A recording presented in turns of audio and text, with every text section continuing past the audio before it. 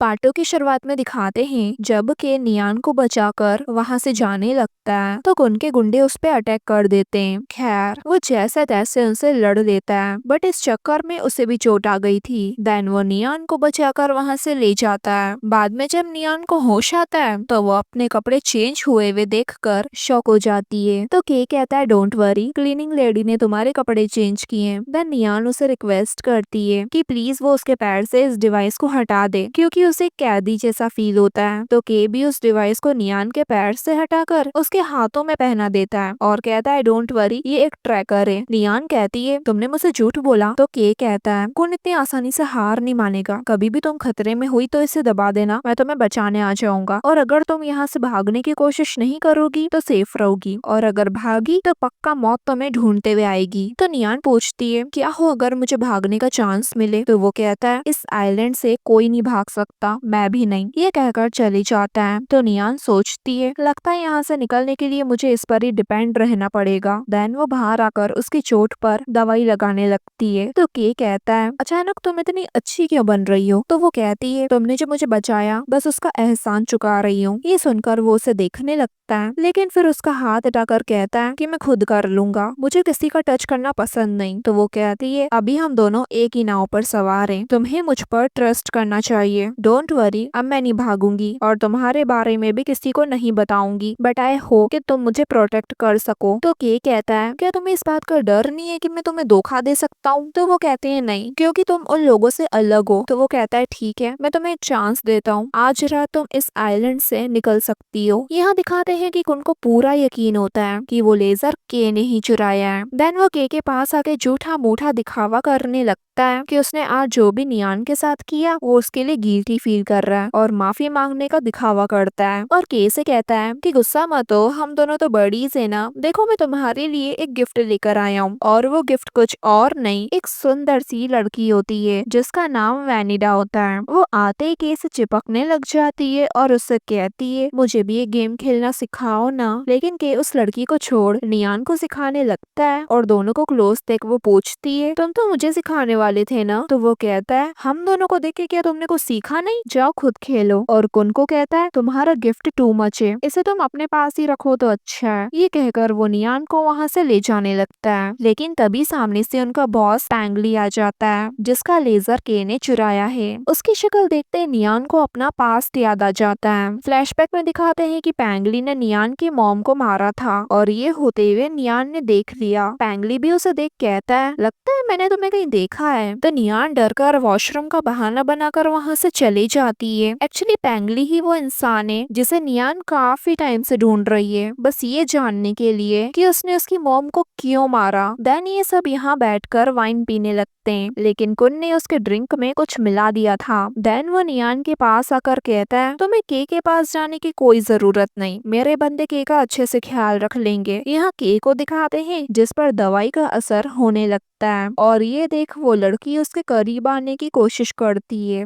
तो वहीं कुन और उसके गुंडे नियान को घेर लेते हैं। यहाँ की उस लड़की को जैसे तैसे दूर हटाकर जाने लगता है तभी नियान अंदर आकर के को संभाल लेती है और उसको वहाँ से ले जाती है और कुन भी उसे नहीं रोकता क्योंकि उन दोनों के बीच एक डील हुई होती है कि नियान कुन को वो लेजर ला के देगी जो के ने चुराया है तो कुन यहाँ से भागने में नियान की मदद करेगा। प्रेजेंट में दिखाते हैं कि नियान के को बेड पर लेटाने लगती है लेकिन के उसे भी अपने साथ खींच लेता है और उसके क्लोज होने लगता है लेकिन फिर जल्दी ही अपने आप को कंट्रोल करके कहता है डोंट वरी, मैं तुम्हारी मर्जी के बगैर तुम्हारे साथ कुछ नहीं करूंगा, मुझे शॉवर लेना है अभी के अभी। इसलिए नियान उसको वॉशरूम तक छोड़ देती है। देन वो बाहर आकर कुन को वो लेजर दे देती है। बाद में जब की को होश आता है तो वो नियान को अपने पास न देखकर उसे ढूंढने लगता है और तभी उसे उसका बॉस बुला लेता है। तो वो ऑफिस आता है, वहाँ उसे पता चलता है कि नियान ने उसे धोखा दिया और लेजर चुराकर कुन को लौटा दिया, जिससे सभी को पता चल जाता है कि वो अजनबी इंसान जो इनको धोखा दे रहा है वो कोई और नहीं के है। कि नियान से पूछता है तुमने मुझे क्यों फंसाया और वहीं बॉस उस पर चिल्लाता है कि तेरी हिम्मत कैसे हुई मुझे धोखा देने की। के समझाने लगता है कि मैंने कोई धोखा नहीं दिया। तो कुन उस पर इल्जाम लगाने लगता है कि शायद ये कोई पुलिस वाला है। तो के कहता है अगर मैं पुलिस वाला होता तो क्या ये लेजर मैं अपने रूम में छुपाता ताकि तुम्हें आसानी से मिल जाए। क्या तुम्हें मैं पागल दिखता हूँ। तो बॉस पूछता है तो फिर ये लेजर तुम्हारे रूम से कैसे मिला। बोला। इस बात पर के कुछ नहीं कह पाता।